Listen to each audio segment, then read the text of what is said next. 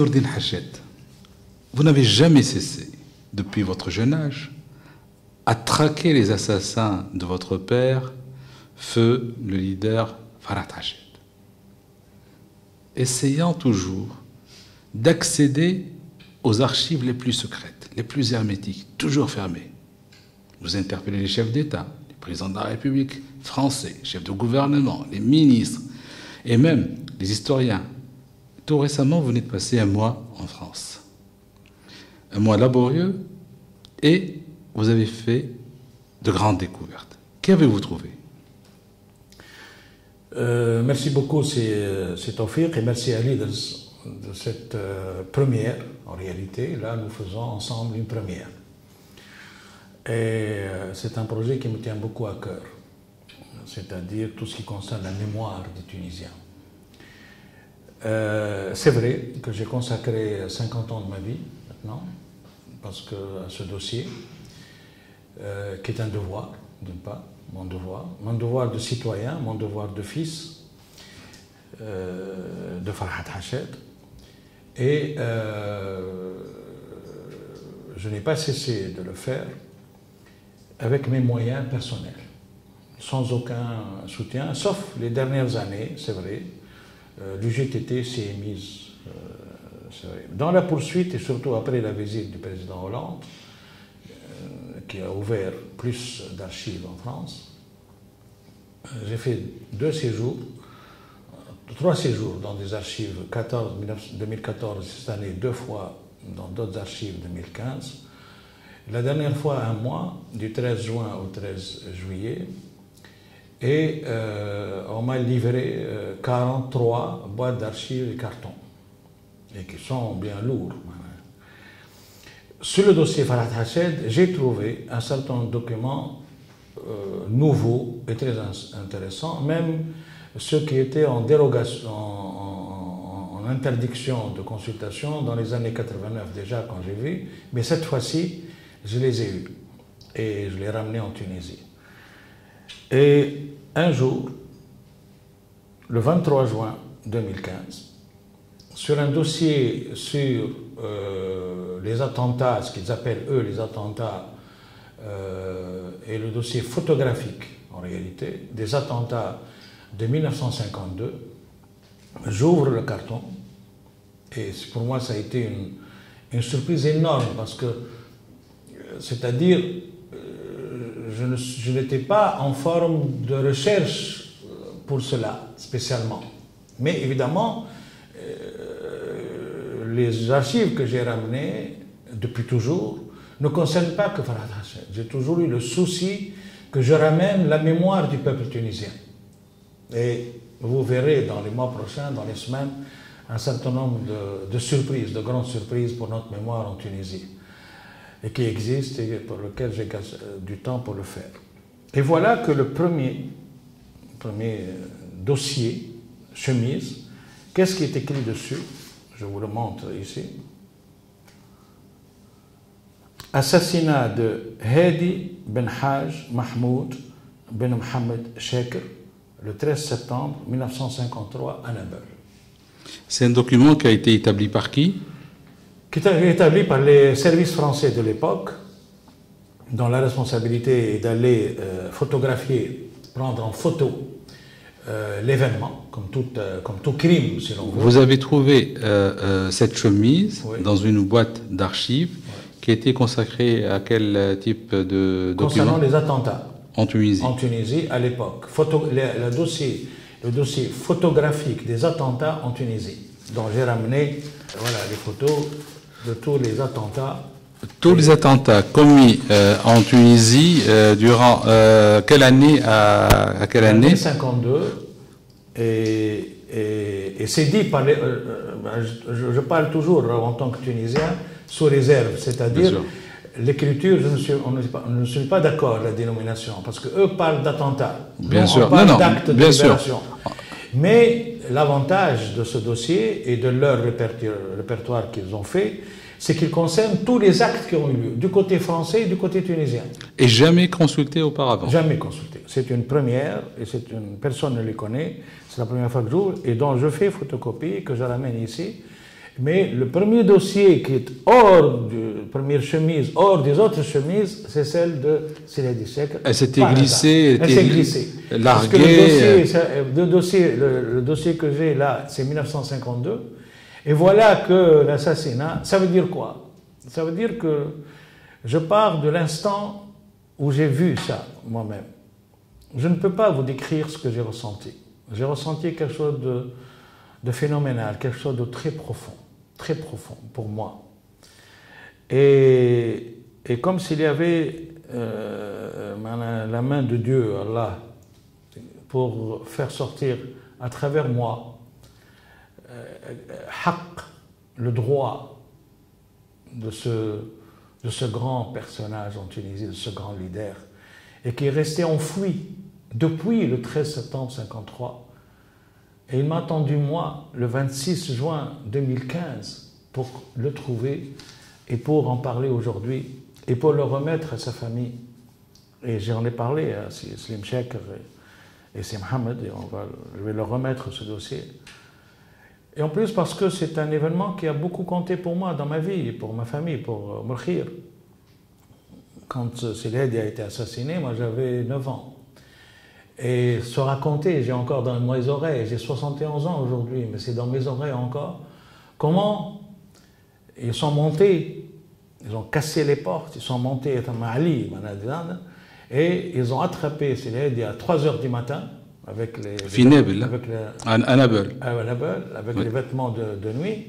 Ils l'attrapent, et eux tirés vers le bas pour l'emmener, et son épouse, sa femme, et je crois qu'un des enfants, les deux, il y avait Mounji et Fathiya, qui tiraient de l'autre côté. C'est une histoire que j'ai connue, que j'ai entendue dès l'âge de 9 ans, 10 ans.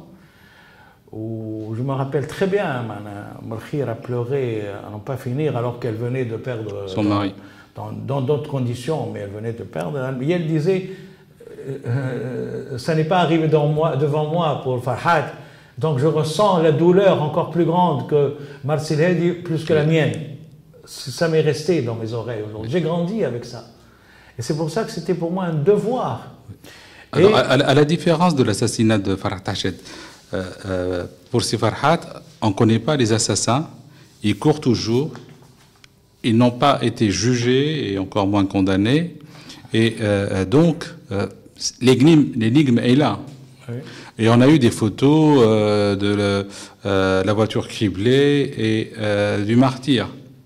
Pour Sidi, les assassins ont été arrêtés, jugés, condamnés à mort, exécutés. Ils ont donné leur version de leur crime, mais on n'a eu aucun document sur le crime lui-même. Aucun document, aucune photo sur le crime lui-même.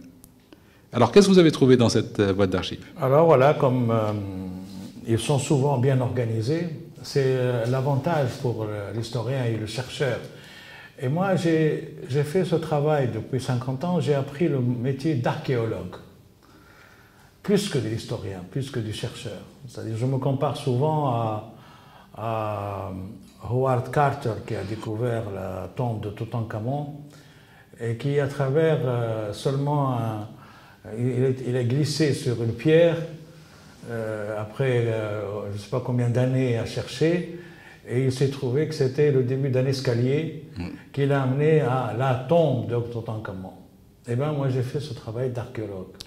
Et là, vous avez abouti à un document. C'est là où ce que j'appelle brasser large. Oui. Et j'ai brassé large. Et c'est là où donc, je suis tombé. Il faut dire qu'il y a un avantage du côté archives françaises, c'est qu'ils sont très bien organisés comme archéologues. Ils sont très bien organisés pour qu'on trouve, mais quand on ne trouve pas, la conclusion, c'est qu'ils ont décidé qu'on ne trouve pas. C'est pour ça qu'on ne trouve pas. Donc, et moi, je pense que ce dossier était perdu. Parce qu'il n'était pas... Il s'est égaré quelque part. Hein. Et s'est égaré quelque part. C'est pas un dossier qui était destiné à cette boîte. Oui. Et voilà, par exemple, vous avez la photo, Google si l'on veut, hein, de l'époque, votre langage de maintenant, de l'endroit, donc autour de Nabeul. Donc vous voyez Nabeul. Oui. Voilà, le relevé ici, topographique du site, le lieu du crime. Et l'endroit où on l'a trouvé. Oui. Donc vous avez Nabil. Oui. Et vous avez où on l'a entraîné de la maison ici à Nabil. Oui. Et après, on l'a exécuté ici. Oui. Et on l'a laissé ici. Abandonné. Voilà. Donc ça, c'est la carte. Plan de situation, carte de Nabil, etc. Le deuxième document, c'est le plan de situation de la maison. Alors, c'est un relevé qui a été fait après coup ou avant coup? Au moment de la... Non, après coup. Après coup. Ce n'était pas de la préméditation, de la préparation d'assassinat. C'est un travail d'identité judiciaire. Oui. Donc, et là, vous avez la maison, avec les escaliers, avec la rue, tout ce qui... l'environnement et tout. C'est un plan de situation de la maison, et telle qu'elle est, sa grandeur, etc. Même, je crois, même les arbres. Oui. Et ça, c'est un document important. Le deuxième, c'est la photo de la maison. Donc, prise de face. L'entrée de l'appartement. Et l'entrée. Donc, ils disent, voilà, vue de la porte du rez-de-chaussée de l'immeuble détruite à l'aide d'explosifs. Oui. Donc, ils ne sont pas allés, d'après ce document, en lecture de notre document, ils ne sont pas allés de main morte. Et donc, ils confirment les nouvelles que nous avons eues à l'époque, qui se trouvaient dans les journaux, et que les générations de Tunisiens se sont transmises. Donc, mais pour la première fois, on a quelque chose d'écrit. La preuve écrite par leurs mains que et photographiée. Ils ont fait sauter la porte d'entrée pour pouvoir accéder et entrer au rez-de-chaussée pour pouvoir monter à l'escalier. Et qu'est-ce que ça démontre, si vous voulez, dans les enquêtes policières? Ça démontre qu'ils l'ont fait en toute impunité. Bien sûr. Ils peuvent se permettre un explosif. Et explosif, quoi? D'une maison. Oui. Ce n'est pas ni et les voisins ne disent rien. On est dans la montagne, c'est une maison d'une petite famille qui vit ensemble, qui est là, démunie de tout. C'était la France de l'époque. C'était l'époque. Oui. Alors ça, c'est, voilà, vous avez là l'entrée de l'immeuble avec les débris de la porte, escalier donnant accès au premier étage où se trouve l'appartement de Hedi Cheikh. Donc c'est un dossier qui a été nourri par des éléments de l'identité judiciaire. Voilà.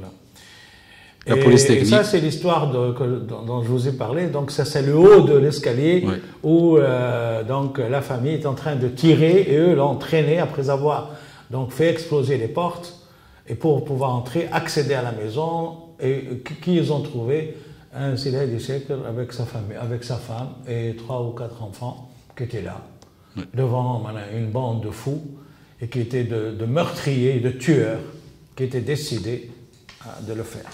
Voilà la porte, impact de balle, la porte de l'appartement avec trace d'une balle. Oui. Voilà. Est-ce qu'il y a eu des photos du martyr lui-même?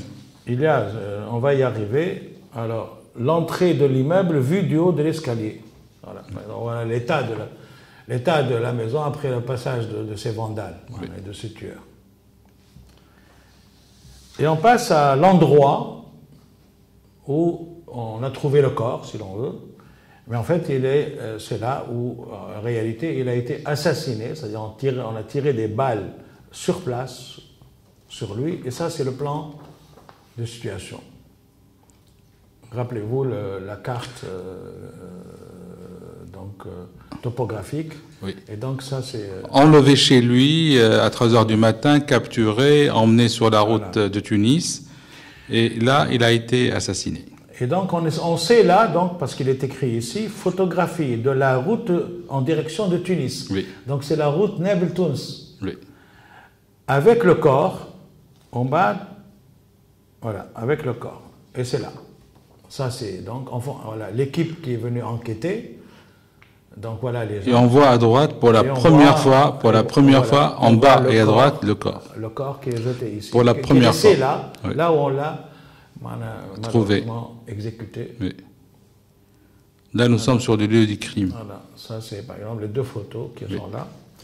Bon, et je me suffirai de ces 2 photos encore, parce que ça donne une idée du corps. Donc, photo prise de la route en direction de la montagne, donc de face pratiquement, et position du corps lors de la découverte.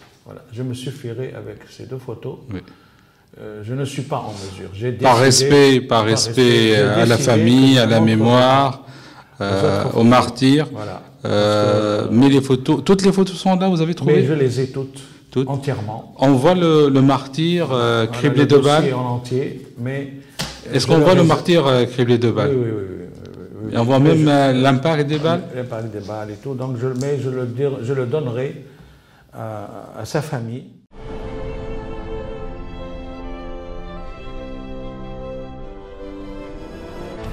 Leaders.